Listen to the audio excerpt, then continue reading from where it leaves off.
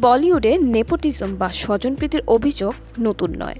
চলচ্চিত্র জগতে প্রভাবশালী পরিবারের সন্তানরা সহজেই সুযোগ পান, অথচ প্রতিভাবান নবাগতদের জন্য পথ অনেক কঠিন। এই বিতর্কে বহু তারকা নিজেদের অবস্থান স্পষ্ট করেছেন।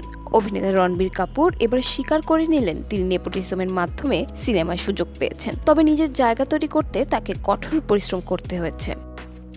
বৃহস্পতিবার মুম্বাইয়ের চলচ্চিত্র নির্মাতা সুভাষ গাইয়ের ইনস্টিটিউট হুইলসিলিং উডস ইন্টারন্যাশনালে অনুষ্ঠিত সেলিব্রেট সিনেমা 2025 উৎসবে রাজ কাপুর ও গুরু দত্তকে শ্রদ্ধা শীর্ষক সেশনে বক্তৃতাকালে এই মন্তব্য করেন তিনি।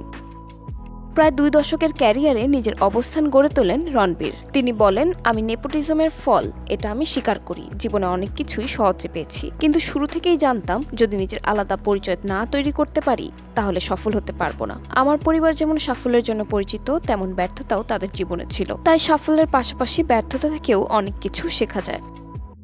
কিংবদন্তি অভিনেতা ঋষি কাপুর ও নিতু কাপুরের সন্তান এবং রাজ কাপুরের নাতি রণবীর। এমন পরিবারে জন্ম নিয়েও তিনি সাধারণ পরিবারের সন্তানের মতোই বড় হয়েছেন বলে জানান তিনি। রণবীর বলেন, একজন সাধারণ পরিবারের সন্তানের মতোই আমি বড় হয়েছি। আমার কাছে আমার পরিবার তখন একেবারে স্বাভাবিক ছিল। বাড়িতে তর্ক হতো, কিন্তু সেগুলো ছিল কোনো দৃশ্য বা গানের লিরিক্স নিয়ে, পারিবারিক ঝগড়া নয়।